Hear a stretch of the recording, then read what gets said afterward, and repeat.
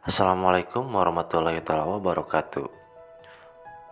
Bagaimana kabarnya? Semoga selalu sehat dan dimudahkan segala urusannya. Kali ini saya akan memaparkan tentang aksi nyata modul 1.4 budaya positif.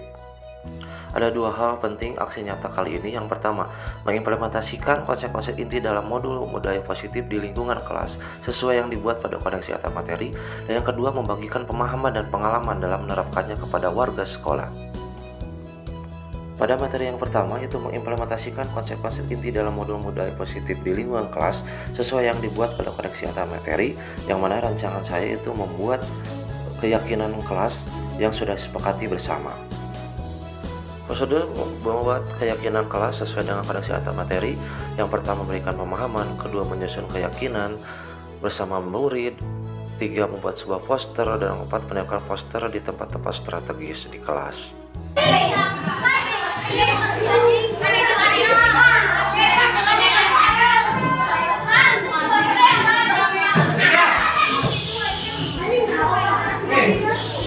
ada pertanyaan.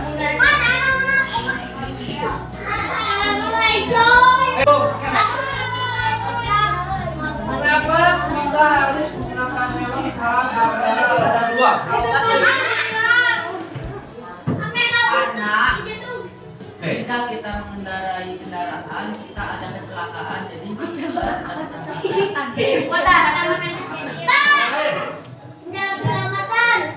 Keselamatan itu. Dari kecelakaan.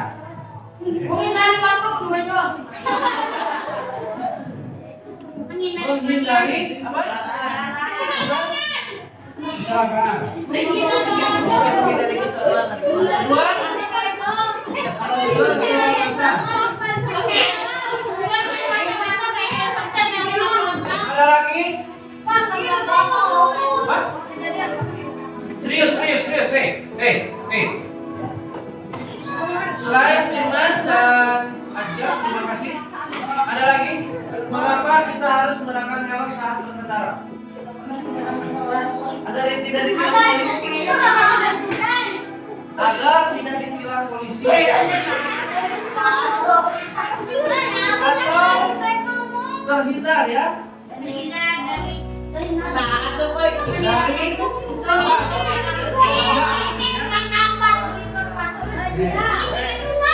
Apalagi?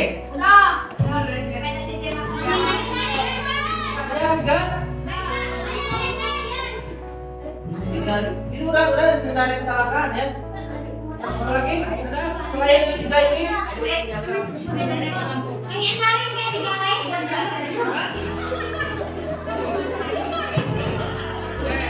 Kita lanjut.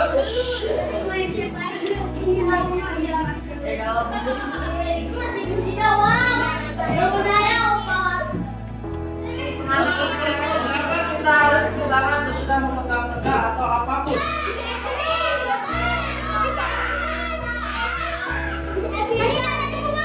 Apa?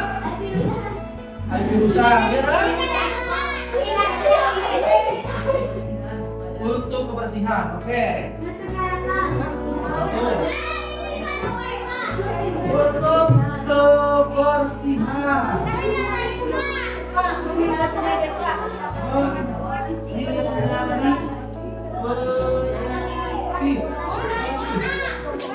Tadi ada yang untuk kebersihan. Siapa?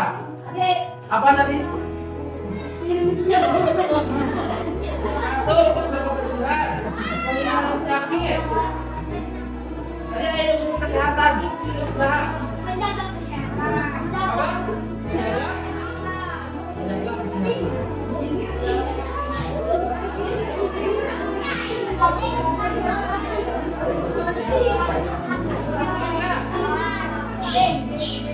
Soalnya di lainnya ada lagi so.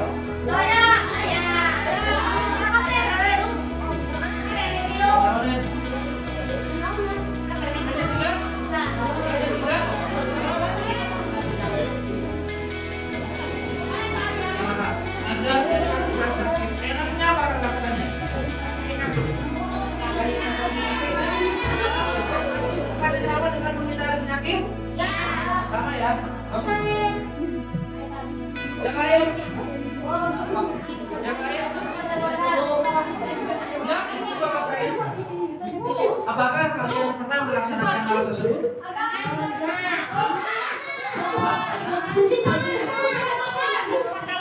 Disuruh atau kalian sendiri yang ingin?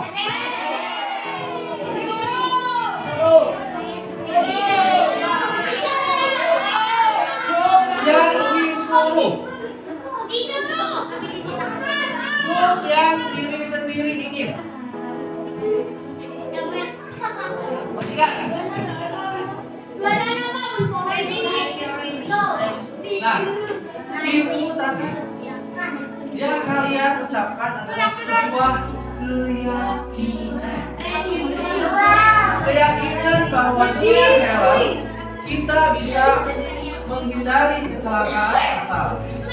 Atau dengan helm itu untuk safety atau untuk keselamatan. Itu ada keyakinan pada diri sendiri. Pun sama dengan tadi, sesudah memegang benda apapun, kalian mencuci tangan, berarti kalian meyakini bahwa dengan mencuci tangan kita menghindari penyakit atau kita menjaga kesehatan kita. Dengan tergerak sendiri itu disebut keyakinan. Nah, selanjutnya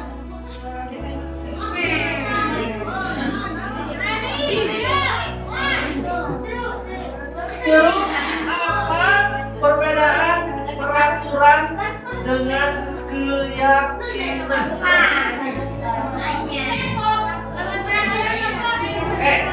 Setiap orang harus berpartisipasi. Ini problemnya. Tahu apa perbedaan peraturan dengan keyakinan? Tadi kalian pernah tahu keyakinan itu seperti apa? Kalau peraturan menurut kalian seperti apa? Terus apa perbedaannya?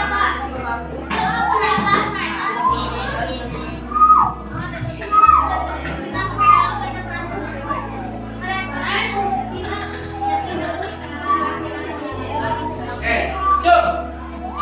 Ya, man.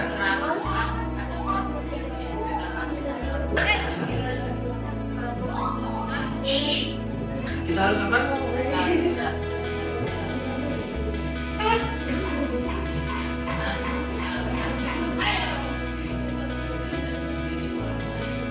Tangan buat firman. 100% betul, tapi setidaknya dia berbicara pada ayat 9 ayat ke atas. Jom, apa perbedaan peraturan dengan keyakinan? Jangan takut salah. Jangan takut salah. Cok. Menurut kalian apa perbedaan peraturan dengan keyakinan?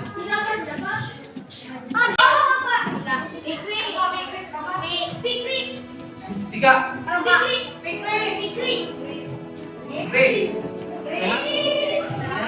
Rizky. Perbedaan peraturan dengan keyakinan.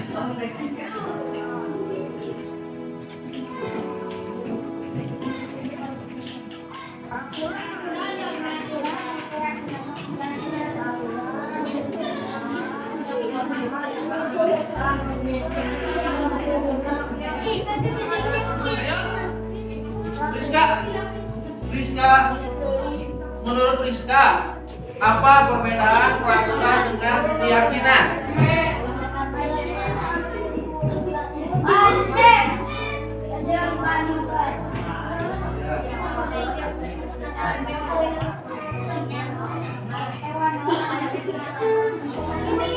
Oke, peraturan tadi apa?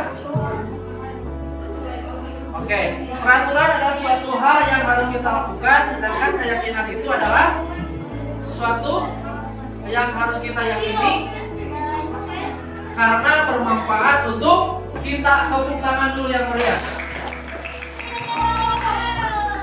Kasih tepuk jempol dulu, tepuk jempol. Kasih jempol. Kasih jempol. Bagus. Betul, jawabannya betul. Peraturan adalah sesuatu hal yang harus dilaksanakan. Halo. Jika peraturan adalah sesuatu yang dibuat dan dilaksanakan atau ditaati oleh seluruh individu agar tercipta suatu kondisi yang tertib, teratur dan kondusif. Peraturan itu lebih mengikat. Contoh, peraturan di sekolah harus menggunakan sepatu hitam. Kalau tidak mau, kalian harus menggunakan sepatu hitam. Tapi berbeda lagi jika sebuah keyakinan. Keyakinan merupakan kepercayaan yang sungguh-sungguh, kepastian dan ketentuan dengan tergerak tanpa paksaan untuk menjalankan keyakinan. Contoh, peraturan di sekolah harus menggunakan sepatu hitam. Misalkan, itu adalah peraturan karena seluruh orang diwajibkan. Tapi kalau kita meyakini keyakinan, kita akan berbeda pola pikirnya. Oh iya, kenapa harus bersepatu hitam? Karena kita tidak ingin ada keirian. Bisa marah-marahkan. Mau kayak aturan gitu, menurut sepatu nanti Air Jordan mungkin, ya, anu warna pink, anu biru, kayak anu kayak bubur cakan, anu bagian nih, tapi kalau kita meyakini kenapa kita harus menggunakan sepatu hitam sebenarnya, kita harus meyakini bahwa itu adalah menyetarakan semua orang. Paham keyakinan dengan peraturan? Peraturan itu dipaksa, mengikat. Kalau keyakinan itu adalah dari diri sendiri. Seperti tadi cuci tangan itu tanpa disuruh, kalian melaksanakannya karena kalian ngerti dan paham bahwa mencuci tangan itu untuk menjaga kesehatan. Bukan hanya sebuah peraturan menjaga kesehatan, tapi kalian meyakininya bahwa hal itu bermanfaat untuk kalian. Paham sampai sini? Peraturan itu lebih mengikat, ya, lebih mengikat. Kalau keyakinan itu adalah muncul dari diri sendiri bahwa hal itu bermanfaat.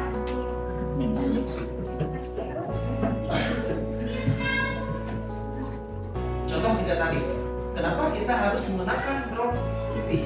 Itu adalah aturan sekolah. Lebih mengikat. Kalau keyakinan, kalian yakini kenapa kita harus memakai rok putih? Karena untuk menyetarakan semua orang.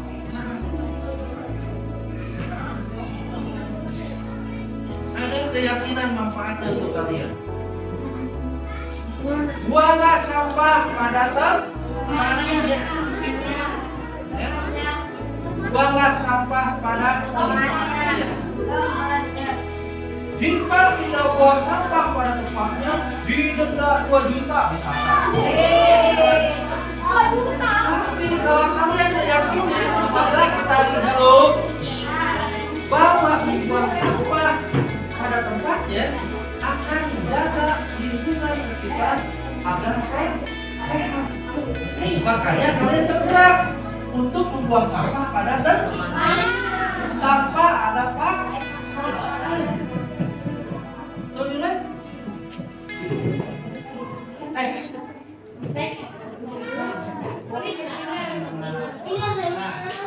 Sekarang mari kita membuat kelas impian kita dengan keyakinan-keyakinan yang kalian inginkan. Kita akan membuat sebuah keyakinan kelas. Ya, setiap orang berpartisipasi untuk mengajukan nilai keyakinan yang harus kita sepakati bersama. Contohnya seperti ini. Ini adalah contoh nilai keyakinan sebuah kelas. Pertama, masuk kelas tepat waktu atau tidak telat. Dua, melaksanakan piket sesuai dengan aturan yang sudah dibuat. Tiga, tidak bertengkar antar siswa.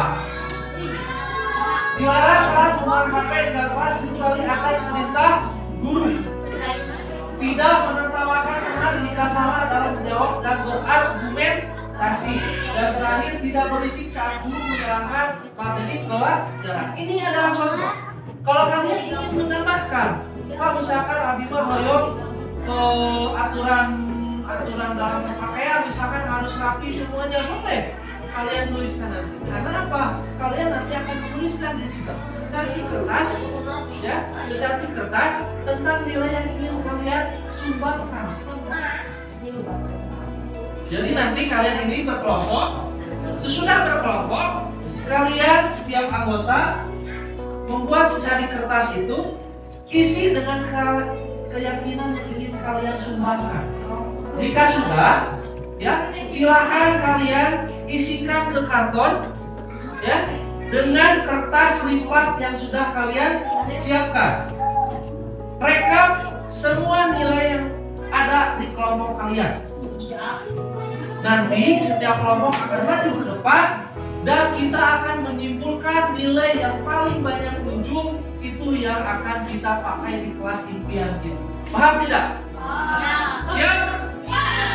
Silakan duduk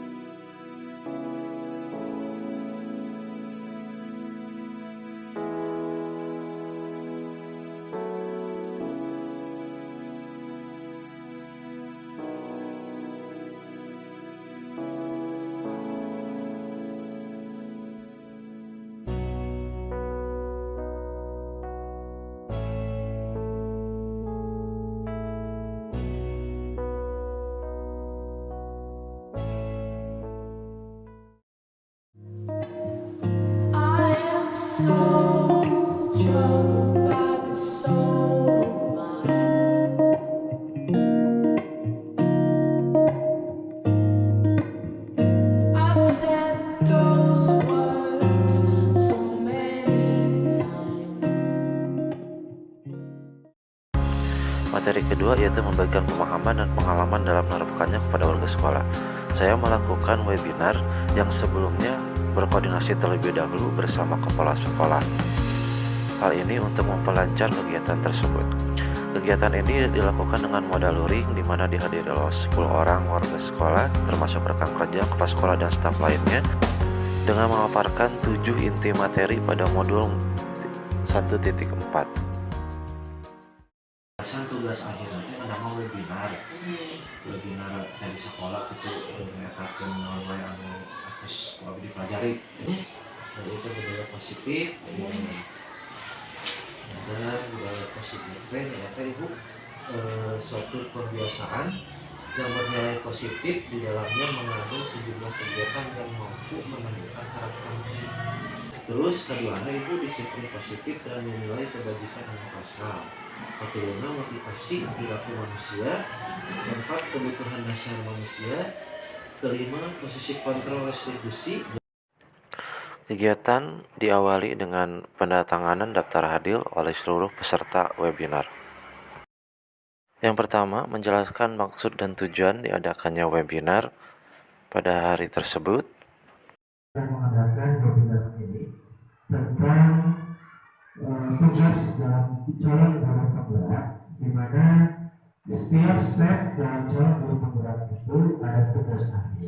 Selanjutnya diberikan pertanyaan pematik tentang apa itu budaya positif kepada seluruh peserta. Untuk menggunakan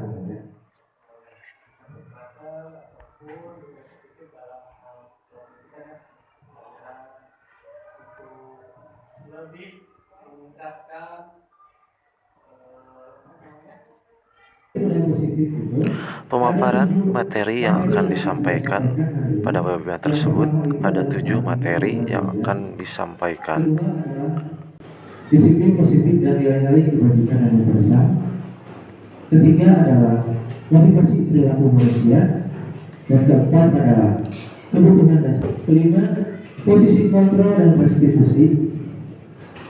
Keenam, keyakinan kelas.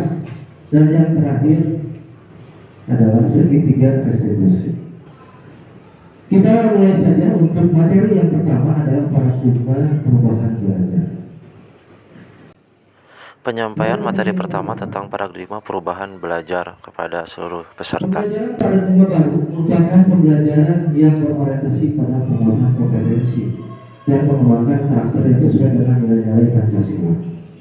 Pembelajaran paradigma baru memastikan praktik pembelajaran yang berpusat pada murid, yang mana setiap murid belajar sesuai dengan kebutuhan dan tahap perkembangannya.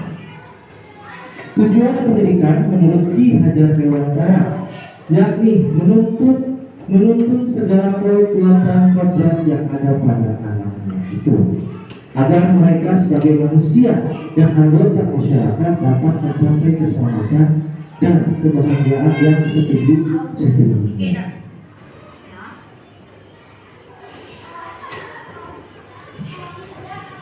Para guru hanya menuntut tumbuh kembang anak, atau ibaratnya seorang petani sebagai guru yang menebarkan benih atau bibit padi tidak bisa memaksakan tanaman padi menjadi tanaman yang lain.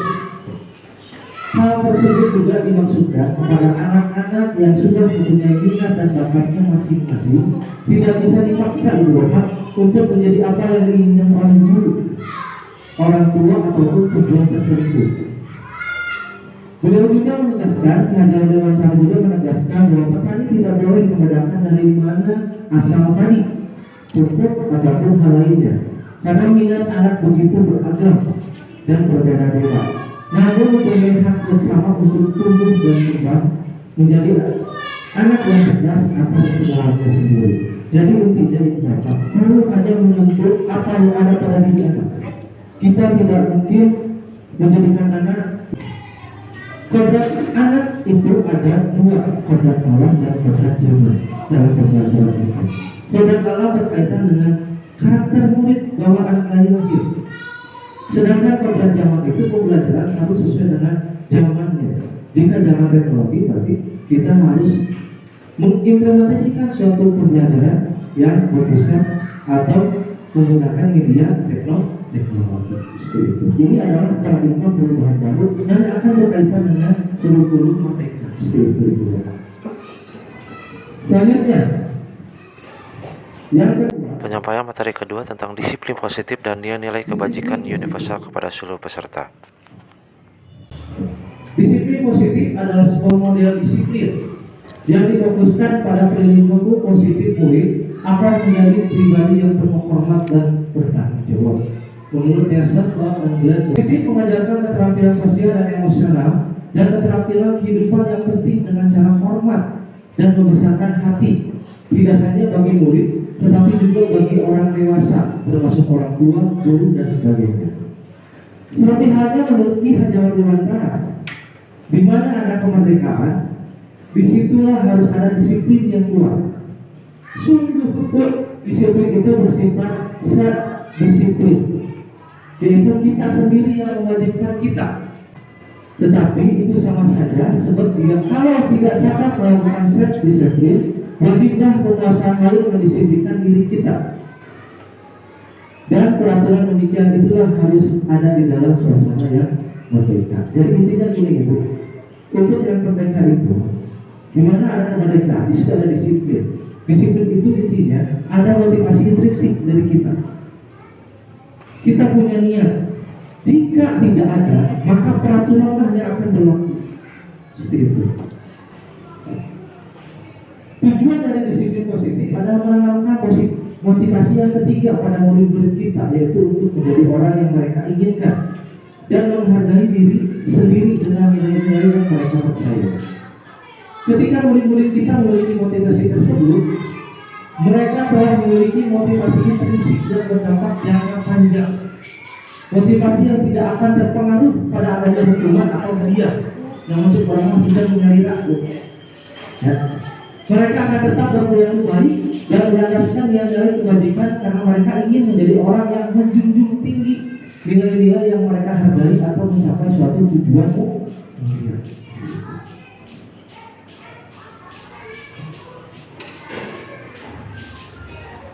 Nilai-nilai kebajikan ini berkaitan dengan disiplin positif. Anak-anak akan mau meyakini sesuatu jika tidak ada nilai-nilainya bagaimana? Berarti harus ada nilai yang akan mereka yakini. Seperti itu. Nilai-nilai kebajikan itu Bapak Ibu telah mengikuti serangkaian pembahasan tentang makna disiplin positif seperti tadi yang dikeluarkan oleh Ki Hajar Dewantara maupun Diana Gosen, di mana kedua pakar pendidikan mengartikan disiplin sebagai bentuk kontrol diri, yaitu belajar untuk mengontrol diri agar dapat mencapai suatu tujuan mulia. Tujuan mulia di sini mengacu pada nilai-nilai atau prinsip-prinsip mulia yang dianut seseorang. Kita namakan nilai-nilai tersebut sebagai nilai kebajikan yang universal. Nilai-nilai ini merupakan payung besar dari sikap dan perilaku kita, atau nilai-nilai ini merupakan fondasi kita berperilaku. Barometer itu. Nilai-nilai kebajikan adalah sifat-sifat positif manusia yang merupakan tujuan mulia yang ingin dicapai setiap individu. Nah, ini ada beberapa institusi atau organisasi yang memiliki nilai-nilai kebajikan. Seperti halnya kita tahu sebentar lagi di kurikulum Merdeka ada yang namanya profil pejabat pelajar Pancasila. Ada 6 aspek, yaitu beriman, bertakwa dan kepada Tuhan Yang Maha Esa dan akhlak mulia, mandiri, berenang kritis, berenang global, gotong royong dan kreatif. Ada juga dari instansi yang lain. Ini dari Ibu Maria program lebih kepada sikap murid. Ini adalah barometer sikap murid yang harus mereka yakini. Contoh toleransi, rasa hormat, integritas, mandiri, menghargai, antusias, empati, keingintahuan, kreativitas, kerjasama, percaya diri dan komitmen. Pun sama, menurut The Virtus Project, proyek nilai-nilai kebajikan itu sekitar ada banyak sekali. Peduli, rajin, integritas, rasa hormat. Ini adalah barometer atau pegangan murid bahwa kita itu yakini harus menjadi orang yang seperti itu tanpa ada paksaan, Nah, Ibu Bapak, kita sudah membahas tentang disiplin positif dan nilai kebajikan. Coba kita diskusikan ya. Strategi apa yang tepat untuk menanamkan disiplin positif pada menurut Ibu bagaimana? Lalu nilai-nilai kebajikan apa yang menurut Ibu penting untuk ditanamkan pada murid-murid di kelas saat ini? Nah, Ibu Bapak ini kan ada LK ya, ada LK. Jadi ini hanya sepengetahuan Ibu Bapak tentang disiplin positif. Dia tidak tahu bahwa disiplin untuk menjadi seorang yang mulia, yang diinginkan.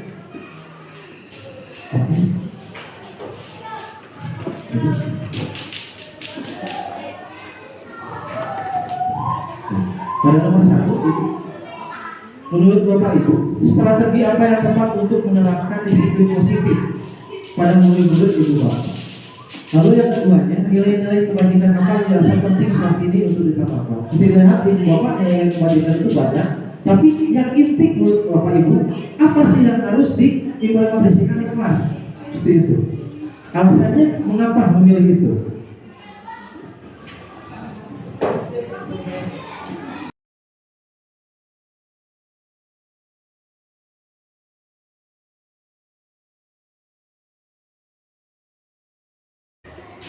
Kamu sudah sendiri lagi ya?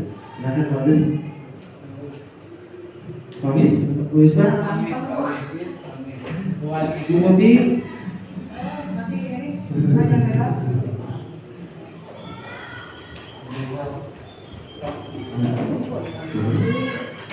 Penyampaian jawaban yang akan diberikan oleh peserta atas lembar kerja yang diberikan.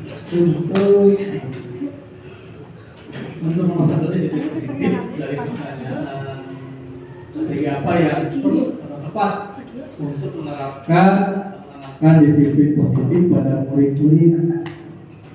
Mungkin menurut saya strategi yang saya lakukan adalah yang pertama adalah dimulai dari diri kita sendiri, mencontohkan perilaku positif pada murid. Setelah oleh kita dicontohkan, baru kita tuangkan dalam tertib atau aturan. Selain itu supaya ada hal-hal yang tertulis yang mereka bisa pahami bahwa mana yang positif, mana yang negatif, seperti itu untuk strateginya. Dan untuk nilai kebijakan, kebajikan yang paling utama mungkin itu adalah antusias, Pak. Antusias.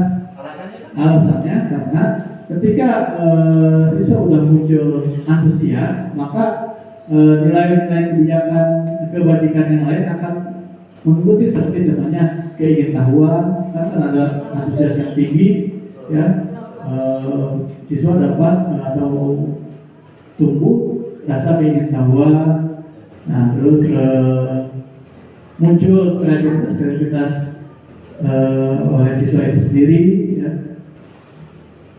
Percaya diri pun bisa muncul karena di awalnya dengan antusias tinggi dari siswa tersebut. Karena antusias itu kan muncul dari dalam diri sendiri pasti, ya. Kalau yang namanya antusias itu pasti itu muncul dari dalam diri sendiri. Itu menurut Pak. Terima kasih, bagus jawabannya. Bu Bobi, masih mau yang lain? Bagus, enggak?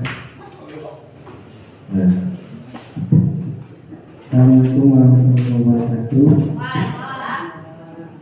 Dari pertanyaan yang disampaikan oleh Pak Imam tadi, strategi yang tepat untuk menerapkan atau menanamkan disiplin positif pada murid-murid, strategi yang biasa saya lakukan itu pertama, memberikan suasana belajar yang kondusif pada siswa. Pertama, karena dengan suasana pembelajaran yang positif, yang kondusif, dalam artian seorang guru memberikan keleluasaan. Tapi dalam tanda kutip, keleluasaan itu harus dibarengi dengan kebisaan seorang guru dalam menguasai kelas tersebut. Jadi dengan keleluasaan tersebut, siswa diarahkan oleh guru itu yang tadinya berpusat pada murid. Jadi murid boleh mencari ilmu dari berbagai, misalkan dari sumber dari internet atau apa, akan tetapi sebagai guru kita sebagai fasilitatornya yang mendampingi siswa supaya tidak melenceng arahnya seperti apa gitu. Yang kedua, seperti yang sudah dijelaskan di awal tadi oleh Pak Imam, seorang guru itu hanya menuntun tumbuh kembangnya anak tersebut. Jadi kita sebagai guru betul tidak bisa saklek diarahkan untuk jadi B, jadi A. Jadi kita hanya mengarahkan saja ini anaknya mau seperti apa, ya kita sebagai guru hanya memfasilitasinya. Kemudian contoh atau nilai-nilai kebajikan apa yang saya rasakan penting saat itu anak-anak sekarang itu, karena saya melihatnya itu dari nilai-nilai sikap, Pak, ya. Jadi yang paling penting itu nilai keimanan dan secara universal, Pak, keimanan dan ketakwaannya itu kurang, jadi dina sikapna teh ninggal barangkali misalkan banyak nanti kabuli banyak, jadi dilihat dari nilai sikap itu anak bisa mengkotak-kotakan siswa itu dari misalkan dari kondisi anak tersebut di lingkungannya. Jadi golongan misalkan mampu atau cocok dengan saya, temenan dengan saya karena status dia seperti itu. Jadi menurut saya itu rasa hormatnya kurang. Misalkan ka guru aya mah si budak teh nyarios kata-kata sakadahna kasalugureun nya si guru teh si murid teh ka guru teh kata-katana hampir sasama jeung rerencanganna dapat kelas jeung geuning nya Pak si itu jeung si anu kadang kan kada aya parobihan dina bagaimana berbicara kepada kasalugureun atau ka sahabatkeun seperti itu.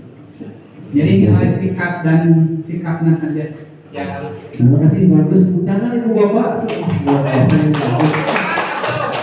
Bagus ya, bapak Agus ini luar biasa.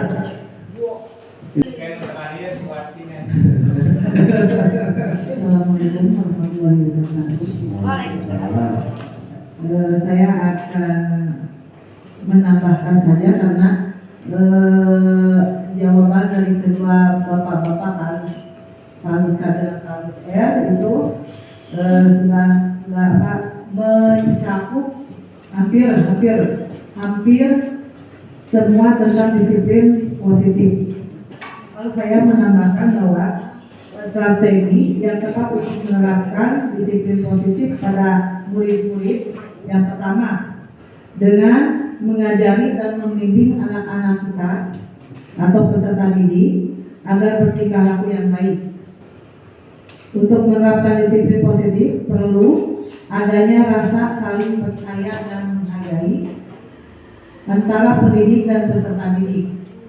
Dengan begitu, anak akan belajar untuk bertingkah laku baik tanpa perlu dimarahi atau dihukum. Karena bagi mereka, kalau mendapat hukuman atau dimarahi akan menjadi beban, malah nanti akan bertingkah akan kebalikannya. Yang kedua, kegiatan rutinitas yang diperlihatkan peserta didik maupun pendidik bisa peserta didik mencontoh pendidiknya dalam kebiasaan sehari-hari. Contohnya misalkan kebiasaan sehari-hari dari awal pembelajaran, dari mulai masuk sekolah, masuk kelas, itu harus dari awal dari peserta didik. Nah, dari hal-hal kebiasaan seperti itu nanti akan tertanam pada anak dan akan mencontoh menjadi kebiasaan yang positif. Kemudian yang kedua, mematuhi aturan yang telah dibuat dan dilaksanakan oleh sekolah. Nah, mungkin kurang lebihnya saya mohon maaf, hanya saya menambahkan saja. Wassalamualaikum warahmatullahi wabarakatuh. Ibu Latif, Ibu Gita, Ibu Sari, mau mengenalkan Ibu? Bismillahirrahmanirrahim. Assalamualaikum warahmatullahi wabarakatuh. Waalaikumsalam. Dari pertanyaan tentang disiplin positif dan nilai-nilai kebajikan, yang harus pertama untuk menambahkan saja karena yang lainnya sudah disampaikan oleh Pak Agus dan Pak Agus ya. Kemudian kopi, jadi cuma menambahkan yang mungkin belum dikemukakan mengenai rasa hormat yang terlebih dahulu. Setelah itu harus diketahui bagaimana cara menghormati. Jadi dalam menghormati kepada guru, kemudian kepada orang tua, kemudian dan yang ada di lingkungan masyarakat. Selain itu juga harus integritas kehidupan itu ada rasa toleransi. Tadi sudah dibahas sama kopi mengenai saling menghargai, ya. Untuk menambahkan itu selain ada rasa hormat, juga tumbuh itu harus dikembangkan toleransi. Itu saling bagaimana orang menghadapi teman yang berbeda agama di satu teman. Dan jangan sampai dibedakan gitu ya. Kan kebanyakan agama Kristen, tapi kalau dikatakan ada yang beragama selain dari agama Islam. Jadi nah itu harus dikembangkan mengenai toleransi beragama. Kemudian harus ditanamkan juga selain itu integritas. Kemudian harus antusias, gitu. Percaya diri dan komitmen. Kemudian nilai-nilai kebajikan yang harus ditanam kepada murid adalah jadi harus peduli, kemudian harus rajin, kreatif, semangat dengan rasa dan lain harus gotong royong. Dalam satu proyek itu harus diadakan bersama-sama. Pokoknya dari Bu Siti, Assalamualaikum warahmatullahi wabarakatuh. Waalaikumsalam. Ibu Bapak boleh tepuk tangan untuk semuanya. Boleh tepuk tangan semuanya. Luar biasa. Saya akan review sedikit tadi dari Pak Agus Kusnadi, di mana strategi yang utama itu adalah dari sendiri. Ya. Terus Pak Agus sini dari mana kita harus strateginya itu memunculkan suasana yang positif di kelas. Kalau Ibu Bu Popi tadi lihat saya lihat dimulai dengan pembiasaan. Juga Ibu tadi strateginya kita harus saling menghargai seperti itu. Semuanya betul Ibu.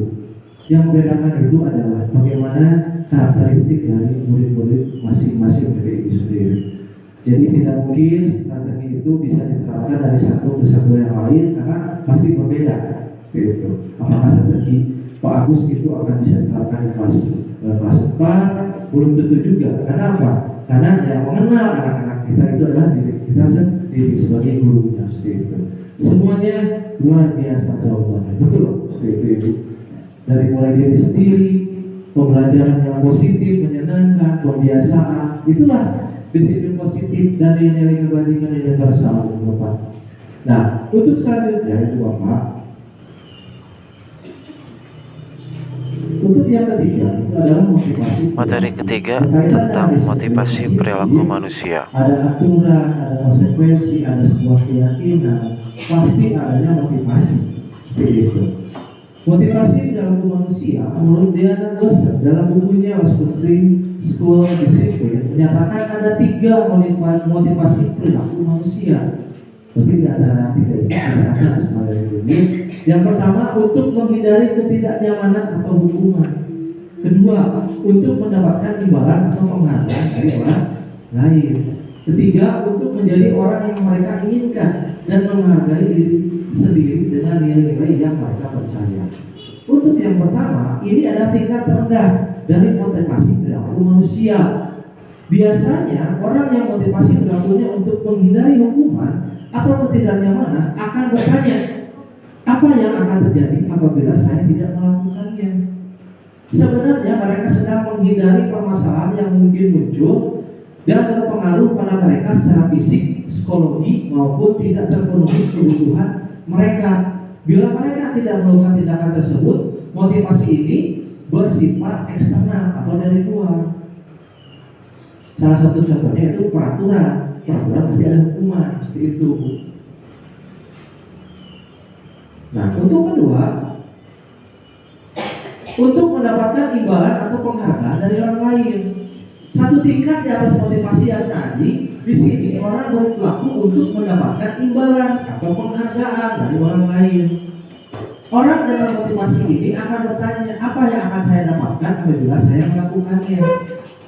Mereka melakukan sebuah tindakan untuk mendapatkan pujian dari orang lain yang menurut mereka penting dan mereka letakkan dalam dunia berkualitas mereka. Mereka juga melakukan sesuatu untuk mendapatkan hadiah, pengakuan atau imbalan. Nah, motivasi ini juga termasuk eksternal dari luar, bukan dari diri sendiri, seperti itu. Untuk yang ketiga, menjadi orang yang mereka inginkan dan menghargai diri sendiri dengan nilai-nilai yang mereka percaya. Orang dengan motivasi ini akan bertanya, akan menjadi orang seperti apa apabila saya melakukannya.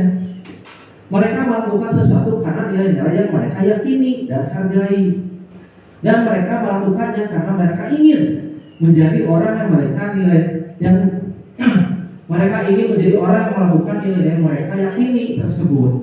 Ini adalah motivasi yang akan membuat seseorang memiliki disiplin positif, karena motivasi bertingkah lakunya bersifat internal atau dari diri sendiri, bukan dari luar, seperti itu. Nah, itu adalah 3 motivasi perilaku manusia, ya Bu. Selanjutnya, nah, kebutuhan dasar manusia. Nah, ini Ibu salah satu materi yang menurut saya menarik. Saya juga sangat sampai dibahas-bahas di kelompok saya. Ini kebutuhan dasar manusia, Ibu. Materi keempat, kebutuhan dasar manusia. Gitu ya. Nah, ini ada pertanyaan pemantik. Ibu Ambar, guru wali kelas 2 di SD Pelita Hati, sedang bingung menghadapi ulah salah satu murid di kelasnya, Doni. Beberapa anak di kelas 2A telah datang padanya dan mengeluhkan Doni yang seringkali meminta bekal makan siang mereka dengan paksa. Jika Anda menghadapi situasi seperti Ibu Ambar, apa yang akan Anda lakukan? Menurut Anda, kira-kira apa alasan Doni melakukan hal itu? Bapak orang diskusi kenapa Doni melakukan hal seperti itulah, dan bagaimana kita sebagai guru jika ada anak yang seperti itu? Nah, daripada diundingan ke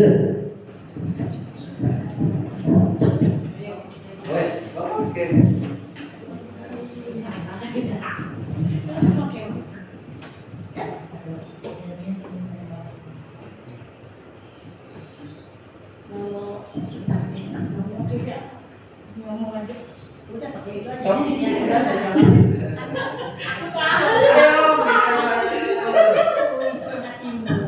Kalau menurut kita, kalau misalkan case-nya itu kayak Doni gini, biasanya diobrolinnya sama orang tuanya. Jadi misalkan di rumahnya ini di sarapan nggak kayak gitu. Kadang kan ada yang murid minta makan siang gitu kan, sering lihat dulu juga pas di kelas 3 kalau kelas 1 belum bekal-bekalan. Jadi ada yang dia tuh udah nyiapin tutup bekalnya itu buat minta satu bangku tuh diminta-mintain. Jadi yang tadinya cuman kosong jadi ada nasi, ada mie goreng, ada nasi kuning, semua jadi ada banyak. Nah pas ditanya, kamu nggak bekal? Enggak Bu. Terus itu dari rumah ini minta satu-satu teman-teman katanya. Oh iya. Terus di rumah makan nggak? Enggak. Oh itu. Dikasih jajan? Enggak. Oh iya. Berarti kan itu faktornya dari faktor orang tuanya. Nanti mungkin bisa aja alasannya itu karena satu nggak dikasih jajan, yang keduanya itu nggak makan dulu di rumahnya, yang ketiganya mungkin ini ada sikap yang udah biasa, dia tuh sering minta makanan sama teman lainnya diiyain gitu. Nah jadi kan kalau misalnya bawa tuh nih semuanya biar semuanya nggak ada yang kayak minta-minta kayak gitu kan. Ya kalau kayak gitu kan udah dari kitanya kan nanti bawa ya. Tapi kalau kan cuma nanti bawa bekal ya nanti juga nggak bawa, nanti aja minta ke temennya gitu kan kayak gitu. Biasa minta kan? Ada lagi? Terima kasih Ibu kita. Oh tidak, oke. Berkaitan dengan apa jawaban dari Ibu kita, ya bisa saja Doni itu seperti itu karena yang pertama tidak dikasih bekal. Bekal itu bukan hanya bekal mungkin uang jajan, misalnya bekal makan seperti itu. Lalu mungkin saja dia kelewat sarapan, mungkin saja seperti itu. Tapi kan ini berarti sering seperti itu. Nah, Ibu Bapak, untuk Doni ini sebenarnya berkaitan dengan kebutuhan dasar manusia. Kebutuhan dasar manusia itu ada 5, Ibu. Kita akan berkaitan dengan Doni ya. Nah, ini. Seluruh tindakan manusia memiliki tujuan tertentu. Semua yang kita lakukan adalah usaha terbaik kita untuk mendapatkan apa yang kita inginkan. Ketika kita mendapatkan apa yang kita inginkan, sebetulnya saat itu kita sedang memenuhi satu atau lebih dari kebutuhan dasar kita. Ketika seorang murid melakukan suatu perbuatan yang bertentangan dengan nilai-nilai kebajikan atau melanggar aturan, hal itu sebenarnya dikarenakan mereka gagal memenuhi kebutuhan dasar mereka. Jika sudah itu, apa saja sih kebutuhan dasar manusia? Nah, yang pertama Ibu, kebutuhan bertahan hidup. Nah, kebutuhan ini berkaitan dengan fisiologis. Misalnya kesehatan, rumah, makanan, ataupun perasaan aman. Jika dikaitkan dengan jawaban Ibu kita tadi tentang Doni yang tidak makan terlebih dahulu, itu maksudnya ke kebutuhan atau bertahan hidup. Karena Doni merasa dia apa, tidak dikasih apa, maka dia dengan melanggar aturan meminta bekal kepada temannya. Berarti ada kebutuhan yang gagal dipenuhi oleh Doni, yaitu ya. Kedua, rasa sayang dan rasa diterima. Kebutuhan ini berkaitan dengan psikologi. Kebutuhan untuk disayang dan diterima meliputi kebutuhan akan hubungan dan koneksi sosial. Kebutuhan untuk memberi dan menerima kasih sayang dan kebutuhan untuk merasa menjadi bagian dari suatu kelompok. Anak-anak yang memiliki kebutuhan dasar kasih sayang dan rasa diterima yang tinggi biasanya ingin disukai dan diterima oleh lingkungannya. Mereka juga akrab dengan orang tuanya. Biasanya mereka belajar karena suka pada gurunya. Bagi mereka, teman sebaya sangat penting. Mereka juga biasanya suka bekerja dalam kelompok. Ini adalah rasa sayang dan rasa diterima. Jika berkaitan dengan Doni, jika Doni ditanya oleh gurunya, kenapa dia melakukan hal tersebut? Karena ingin mencari perhatian. Iya, mencari perhatian lewat temannya. Jadi nanti orang tuanya, gurunya akan menghubungi orang tuanya agar diperhatikan. Kemungkinan dia gagal atau kekurangan tentang rasa sayang dan rasa diterima. Makanya dia mencari, kalau orang sebenarnya cari muka gitu ya, cari perhatian seperti itu. Jika tidak dikaitkan dengan tadi kasus Doni. Nah, 3, penguasaan, kebutuhan pengakuan atas kemampuan. Kebutuhan ini juga berkaitan dengan psikologi. Kebutuhan ini meliputi keinginan untuk dianggap berharga, bisa membuat perbedaan, bisa membuat pencapaian, kompeten, diakui, dihormati. Ini meliputi self esteem, ya, dan keinginan untuk meninggalkan pengaruh. Anak-anak yang memiliki kebutuhan dasar akan penguasaan yang tinggi biasanya selalu ingin menjadi pemimpin. Mereka juga suka mengamati, suka mencoba hal baru dan merasa kecewa bila menemukan kesalahan. Mereka juga biasanya rapi dan sistematik dan selalu ingin mencapai yang terbaik. Jika kita kaitkan dengan kasus Doni tadi, jika dijawab, jika ditanya Doni kenapa melakukan hal tersebut, bisa jadi dia mengatakan bahwa dia ingin teman yang takut pada dia, karena dia ingin diakui. Seperti itu, Ibu.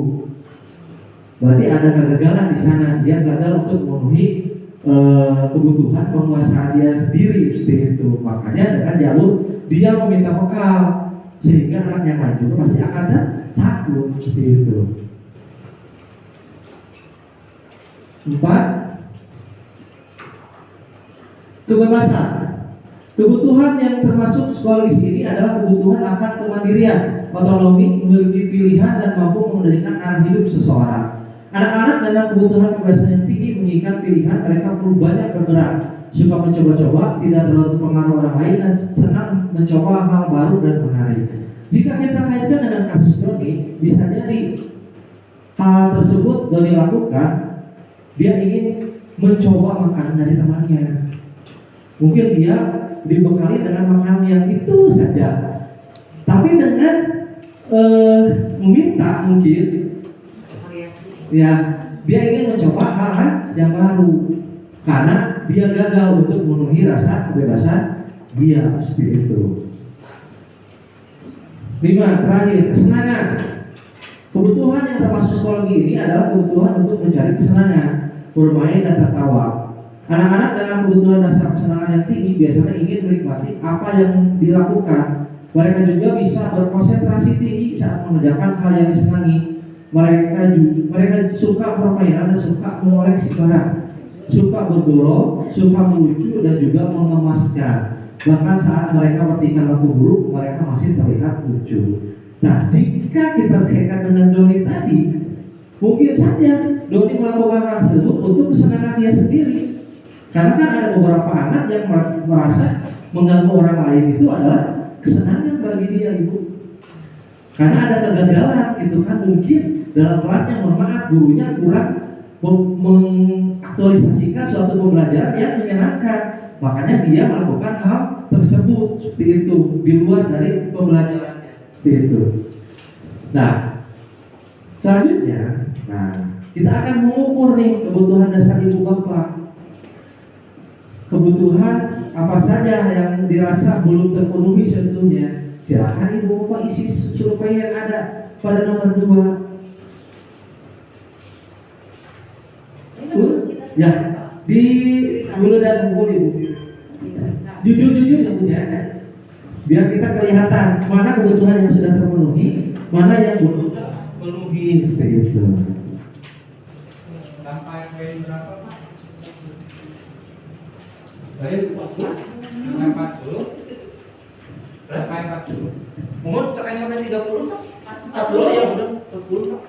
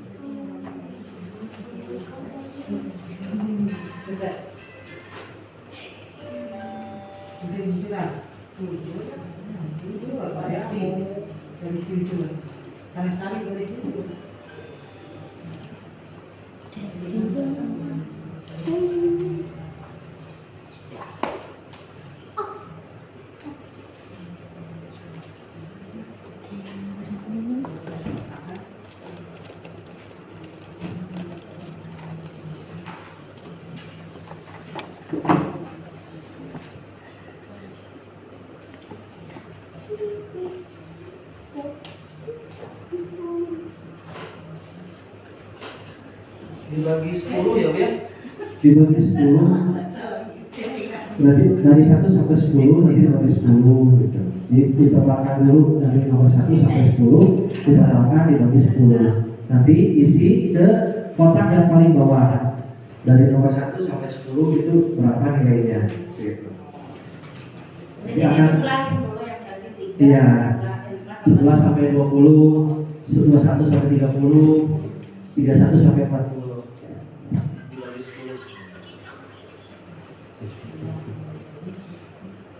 Jujur aja ya Bu ya. Oh siap. Kita akan lihat kebutuhan apa yang tinggi dan kebutuhan apa yang rendah.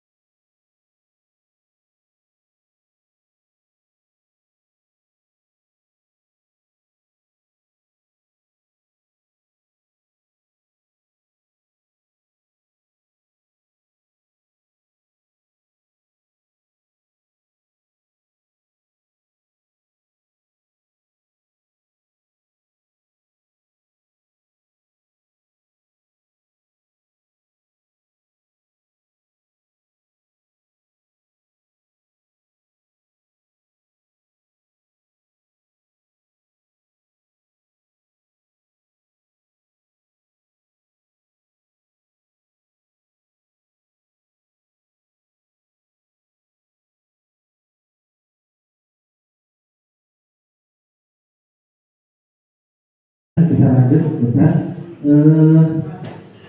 Nah, di sini jika ibu sudah mengisi dari 1 sampai 10 itu adalah kebutuhan rasa kasih sayang yang diterima. 11 sampai 20 itu kekuasaan. 21 sampai 30 itu kebebasan. Dan 31 sampai 40 itu kesenangan. Coba dicek bahwa paling tinggi yang mana. Nah, berarti sudah terpenuhi. Itu kebutuhan dasar yang sudah terpenuhi oleh Ibu Gita. Yang paling rendah atau rendah yang mana? 3,2 yang mana? Rasa kasih sayang dan diterima. Oh, pasti mungkin belum punya ayah, kan? Jadi kan itu. Pak Misbah, yang paling tinggi yang mana Pak Misbah? Luar biasa. Mungkin itu ayah aja, ya. Yang paling tinggi kebebasan. Kenapa Pak Misbah kurang bebas, Pak Misbah? Yang lain, Bu Sari, yang paling tinggi apa Bu? Yang mana? Kekuasaan. Ya. Yang paling rendah apa Bu? Kasih sayang. Ya sudah. Cepat dapat ayam.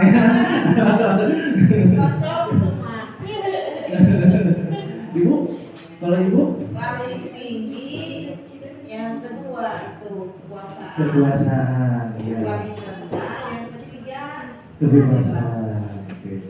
Yang mungkin kalau yang paling ini kekuasaan ya sesuai kan Ibu pas sekolah sebenarnya punya kekuasaan seperti itu sudah ini terpenuhi kebutuhannya. Bu Popi? yang tertinggi itu dari nomor 1 sampai 10 4,4. Nomor 1 sampai 10 udah terpenuhi paling tinggi. Ya, 1 sampai 10 sudah terpenuhi berarti yang paling tinggi kasih sayang dan diterima. Yang paling rendah Bu? yang paling rendah itu nomor 21 sampai 30 2,4. Kebebasan. Itu. Oke. Pak Agus Rasidin. Yang paling tinggi apa Pak Yang Agus? paling tinggi kesenangan Pak, selalu senang. Main bola terus. Yang paling rendah Yang paling rendah itu ada 2 poin Pak, sama 1 sampai 10 ya? Yang itu kekuasaan dan kebebasan. 1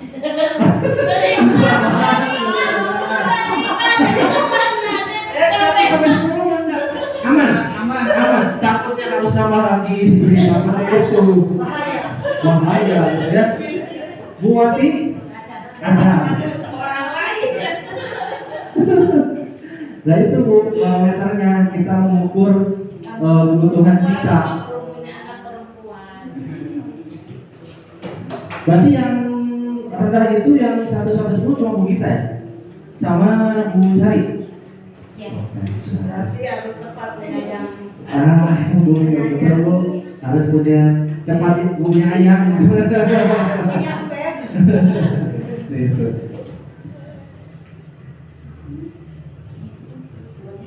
Udah Bu? Buati?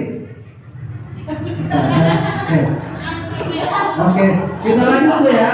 Nah ini alhamdulillah kebutuhan dasar manusia sudah kita lalui. Jadi Ibu paham kebutuhan apa sih yang sudah terpenuhi dan yang belum itu seperti apa.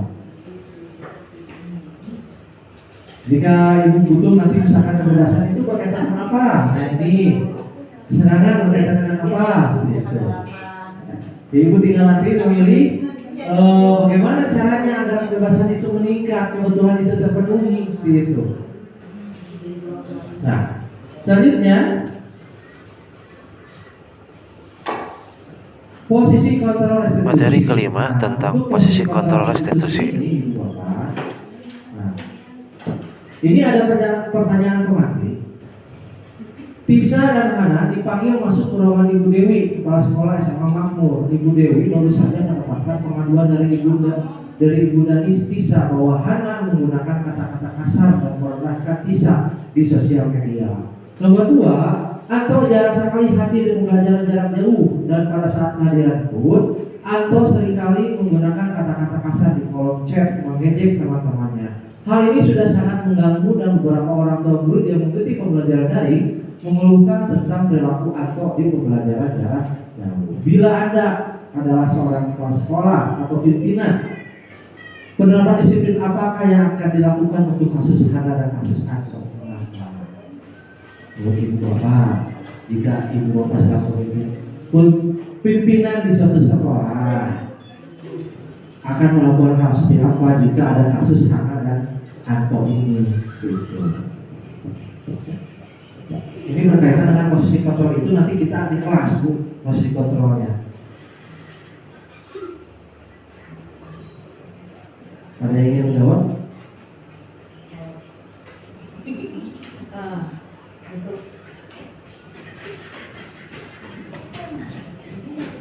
Coba ya.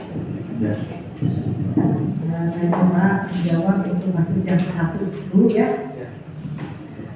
Untuk kasus Tisa dan Hana itu dilihat dari penggunaan berperilaku bahasa yang kasar dan tidak baik. Dilihat dari penggunaan kata-kata atau komunikasi, mungkin saja ya, ini pertama dari keluarga, mungkin keluarganya yang tadinya orang yang broken home. Nah, itu akan menimbulkan kata-kata atau bahasa yang kurang baik, karena kedua orang tua itu mungkin akan mengemukakan ego masing-masing sehingga berdampak kepada anak yang melihat dari perilaku berbahasa orang tua yang seperti itu, sehingga jadi terbiasa untuk menggunakan kata-kata yang kasar itu untuk berbicara dengan orang lain, dengan temannya terutama. Nah, mungkin itu untuk kasus yang ke-1. Ada yang kasus kedua? Ya, silakan Bu Gita. Kalau untuk ke-1 sama kedua itu sebenarnya sama aja. Soalnya di sosial media kan maksudnya kalau misalkan untuk kita sendiri lebih ke kontrol penggunaan media ponsel HP anaknya. Jadi kalau ini kan SMA tuh anak apa sih ini SMA gitu, pasti anak-anak tuh udah download bermacam-macam aplikasi ya Pak.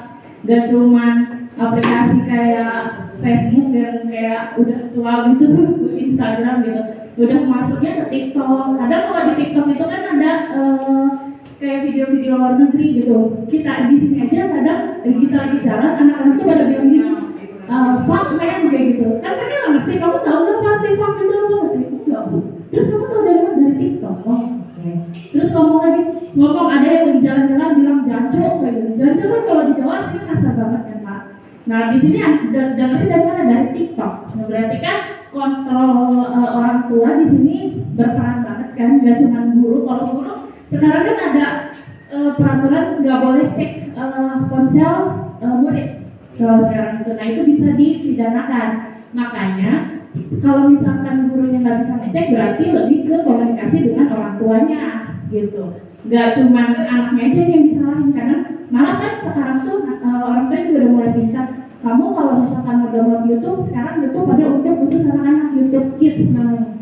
Pokoknya kalau yang di anak-anak tuh mau kita nge-search apapun itu pasti keluarnya yang untuk tontonan anak-anak kayak gitu.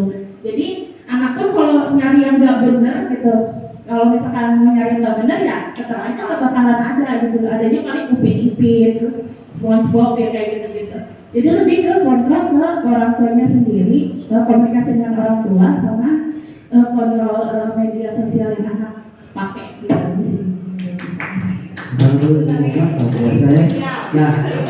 Saya akan menambahkan itu mungkin lebih kepada kita sebagai guru untuk menghadapi anak seperti itu. Nah, jika dalam artian disiplin positif apa yang harus dilakukan pada kasus anak dan kasus Anto? Nah, disiplin positif apa yang menurut ibu mampu menangkal dari kejadian-kejadian seperti ini? Apakah ada terbesit dari ibu misalkan harus saling menghargai, sopan santun, seperti itu. Nah, itu adalah makna dari penerapan disiplin seperti itu. Jadi kita sebagai pemimpin ya harus mempunyai solusi yang tepat untuk menangkal hal yang seperti ini, karena bukan tidak mungkin untuk beberapa tahun ke depan saat semuanya sudah digitalisasi mungkin saja ada muncul kasus-kasus seperti ini, seperti itu Bu ya. Nah, untuk posisi kontrol ini sendiri Ibu Bapak ada 5 posisi kontrol ya. Menurut Diana Gosar dalam bukunya Restructuring School Disiplin menguatkan bahwa guru perlu meninjau kembali penerapan dalam disiplin di dalam ruang-ruang kelas mereka selama ini. Apakah telah efektif? Apakah berpusat memerdekakan dan memandirikan murid? Bagaimana dan mengapa? Melalui serangkaian riset dan berdasarkan pada teori kontrol Dr. William Glasser berkesimpulan ada 5 posisi kontrol yang diterapkan seorang guru, orang tua ataupun atasan dalam melakukan kontrol. Kelima posisi kontrol tersebut adalah pengukur, pembuat rasa bersalah, teman, pemantau, dan manajer. Untuk yang pertama, penghukum, seorang penghukum bisa menggunakan hukuman fisik atau verbal.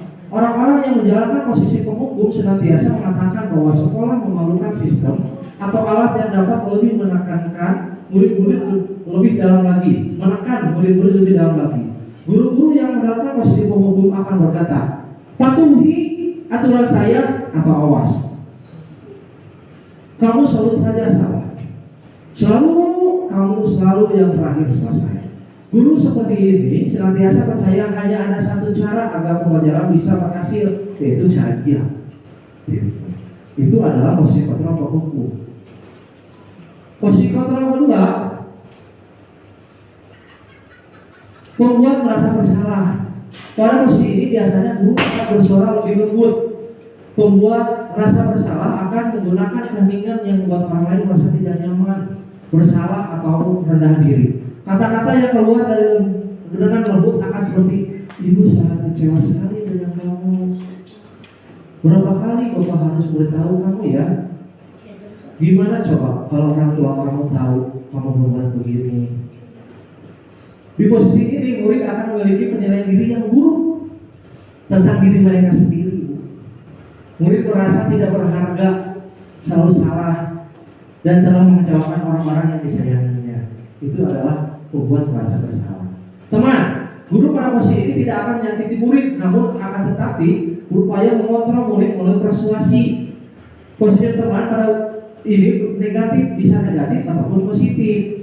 Positif di sini berupa hubungan baik yang terjadi antara guru dan murid. Guru di posisi teman menggunakan hubungan baik dan humor untuk mempengaruhi seseorang. Mereka akan berkata, ayo bantulah demi Bapak ya. Ayo ingat tidak bantuan Bapak selama ini. Ya sudah kali ini tidak apa-apa, nanti ibu bantu bereskan. Hal negatif dari posisi teman adalah bila saat guru tersebut tidak membantu, maka murid akan kecewa dan berkata, saya pikir Bapak Ibu teman saya. Murid merasa dikecewakan dan tidak mau lagi berusaha. Hal lain yang mungkin timbul adalah murid hanya akan bertindak untuk guru tertentu dan tidak untuk guru lainnya. Murid akan tergantung pada guru tersebut. Nah, untuk posisi 4 itu adalah pemantau. Memantau berarti mengawasi. Pada saat kita mengawasi, kita bertanggung jawab atas perilaku orang-orang yang kita awasi. Posisi pemantau berdasarkan pada peraturan-peraturan dan konsekuensi. Dengan menggunakan sanksi atau konsekuensi, kita dapat memisahkan hubungan pribadi dengan murid. Sebagai seseorang yang menjalankan posisi pemantau, pertanyaan yang diajukan seorang pemantau adalah peraturannya apa? Apa yang telah kamu lakukan? Sanksi atau konsekuensinya apa? Seorang pemantau sangat mengandalkan perhitungan catatan dan data yang dapat digunakan sebagai bukti atas perilaku seseorang. Posisi ini akan menggunakan stiker, slip, catatan, daftar cek. Posisi pemantau sendiri berawal dari teori stimulus respon yang menunjukkan tanggung jawab guru dalam mengontrol murid. Dan yang terakhir, posisi terakhir manajer adalah posisi di mana guru berbuat sesuatu bersama dengan murid, mempersilahkan murid mempertanggungjawabkan perilakunya, mendukung murid agar dapat menemukan solusi atas permasalahannya sendiri. Seorang manajer telah memiliki keterampilan di posisi teman maupun pemantau, dan dengan demikian bisa jadi di waktu-waktu tertentu kembali kepada kedua posisi tersebut bila diperlukan. Namun bila kita menginginkan murid-murid kita menjadi manusia merdeka, mandiri dan bertanggung jawab, maka kita perlu mengacu pada restitusi yang dapat menjadikan murid kita seorang manajer bagi dirinya sendiri. Di manajer, murid diajak untuk menganalisis kebutuhan dirinya maupun kebutuhan orang lain, berkaitan tadi kebutuhan dasar. Di sini menekankan bukan pada kemampuan membuat konsekuensi, namun dapat berkolaborasi dengan murid bagaimana memperbaiki kesalahan yang ada. Seseorang manajer akan berkata, apa yang kita yakini? Kembali ke keyakinan kelas. Apakah kamu meyakininya? Jika kamu meyakininya, apakah kamu bersedia memperbaikinya? Jika kamu memperbaiki hal ini menunjukkan apa tentang dirimu? Apa rencana kamu untuk memperbaiki hal ini?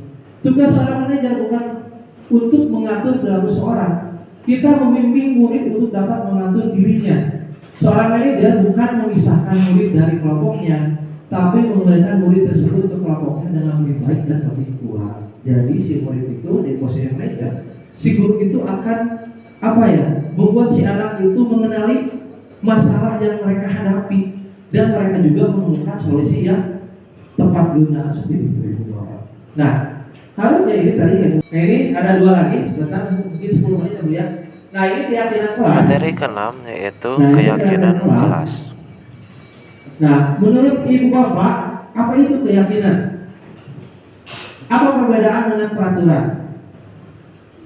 Mengapa kita memiliki peraturan tentang penggunaan helm pada saat mengendarai kendaraan roda 2 atau motor?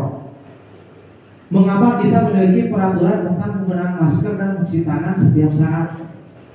Ibu, kenapa hal tersebut? Ya. Nah, untuk yang pertama, kebanyakan orang pasti akan menjawab nilai keselamatan. Kenapa kita harus pakai helm? Pasti akan selamat, seperti itu, Bu. Terus kenapa kita harus mencuci tangan atau menggunakan masker setiap saat? Pasti jawabannya kebanyakan untuk kesehatan. Nah, ini adalah sebuah keyakinan, Ibu. Keyakinan nilai-nilai kebajikan dalam bahasa yang disepakati secara tersirat dan tersurat.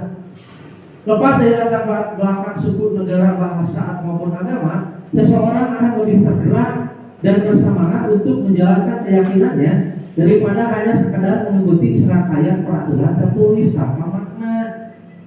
Murid-murid pun demikian, mereka perlu mendengarkan dan memahami arti sesungguhnya tentang peraturan kota yang diberikan. Apa nilai-nilai kebajikan di balik peraturan tersebut? Apa tujuan utamanya dan menjadi tidak tertarik atau takut sehingga hanya sekedar mengikuti serangkaian peraturan yang mengatur mereka tanpa memahami tujuan mulianya. Contoh, peraturan di sekolah itu harus menggunakan sepatu hitam. Jika dalam aturan pasti ada hukuman seperti itu. Tapi kalau di keyakinan itu mereka meyakini kenapa kita harus menggunakan sepatu hitam semua, itu untuk menyetarakan semuanya, Ibu. Jika tidak seperti itu, mungkin ada anak yang A dengan harga sepatu yang wow seperti itu. Tapi kalau disetarakan, mereka yakini bahwa ya kita itu harus menggunakan sepatu hitam karena untuk menyetarakan seperti itu. Nah, ini ciri-ciri keyakinan ya, ini saya skip. Nanti saya akan kasih ke grup. Nah, karena intinya Ibu ya, semua ini tidak akan berjalan jika kita tidak membuat keyakinan kelas terlebih dahulu. Nah, ini prosedur pembentukan keyakinan kelas. Ini sudah diaplikasikan di kelas saya sendiri dan ini ada hasilnya. Nah, ini bisa nanti Ibu Bapak harus ya ke saya itu kalau mau bikin keyakinan kelas, silakan libatkan saya.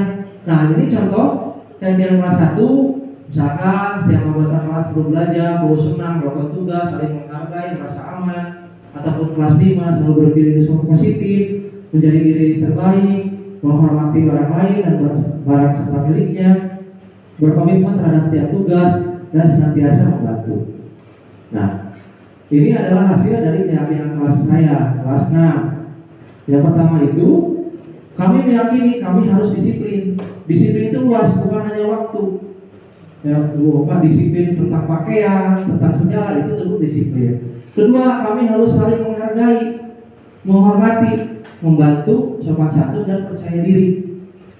Dan yang ketiga, merawat dan menjaga kebersihan kelas, serta yang terakhir bertanggung jawab atas barang yang dipinjam. Salah satu contoh yang kemarin Bu hari Senin, ada 3 orang yang tidak melaksanakan upacara bendera. Lalu saya tanya, coba sama Agnes, sama Rani, keyakinan apa yang kalian langgar? Disiplin, Pak. Tapi kita sadari mereka udah paham bahwa oh ya, saya melanggar disiplin. Lalu apa yang akan saja terjadi? Saya tidak akan melakukan itu. Saya bangun, misalkan bangunnya jam 6, mungkin saya nanti akan bangunnya setengah 6. Jadi mereka udah tahu kesalahan mereka sendiri. Nah makanya ibu bapak ingin istilah apa? Disiplin positif, budaya positif itu ada, ya harus membuat dulu keyakinan kelas seperti itu. Nah, terakhir ibu bapak. Nah, Penyampaian materi terakhir tentang segitiga restitusi. maka kita gunakan segitiga restitusi. Segitiga restitusi itu adalah sebuah pendekatan ibu bapak. Nah, sebuah pendekatan. Nah, ini segitiga restitusi adalah proses mencerna polisi bagi murid untuk memperbaiki kesalahan mereka, sehingga mereka bisa kembali pada kelompok mereka dengan karakter yang lebih kuat. Ada 3 aspek ibu bapak. Yang pertama, langkah pertama menstabilkan identitas. Kita semua melakukan hal terbaik yang bisa kita lakukan. Kedua, polisi tindakan yang salah. Semua perilaku memiliki alasan. Dan yang ketiga, menanyakan keyakinan. Kita semua memiliki motivasi internal. Keyakinan kelas itu sebutnya motivasi internal. Mereka harus meyakini. Nah, ini tahapannya ibu bapak. Yang pertama itu menstabilkan identitas, koordinasi tindakan yang salah, lalu menanyakan keyakinan. Apakah semuanya harus berurusan? Tidak ibu, tergantung dari situasi dan kondisi. Gitu. Nah, tugasnya nanti ibu bapak, saya harapkan ya, setiap kelas itu sudah mempunyai keyakinan kelas yang ada di TPK seperti ini ibu. Ini ada juga di luar, mereka udah paham. Pas guru ngobrol, oke, keyakinan nanti sopan santun, mereka udah tahu keyakinan apa yang mereka yang harus yakini seperti itu. Nah, mungkin itu bapak, ibu bapak tentang budaya positif. Bagaimana ibu? Mungkin kalau waktunya 2,5 jam, makin seru ya. Nah itu, jadi bapak tentang budaya positif, di mana budaya positif itu menumbuhkan karakter-karakter yang menumbuhkan motivasi internal pada diri murid kita, membentuk karakter yang kuat, membentuk karakter yang mereka percaya bahwa mereka itu harus menjadi orang yang mereka inginkan, tujuan mereka itu mulia seperti itu. Nah, terakhir mohon kepada ibu bapak juga jika ingin mengikuti calon guru penggerak, jangan takut, ya. Walaupun materinya seperti ini, tapi sebenarnya materi ini itu adalah materi yang sebenarnya sehari-hari kita laksanakan di kelas ibu bapak. Itu. Nah, cukup sekian menurut Bapak. Mohon maaf bila ada kesalahan. Terima kasih atas bantuannya. Wassalamualaikum warahmatullahi wabarakatuh.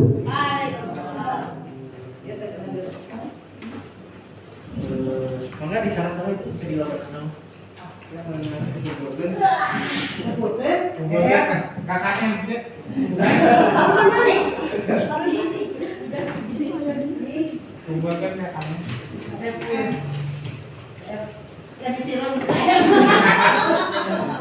biasa.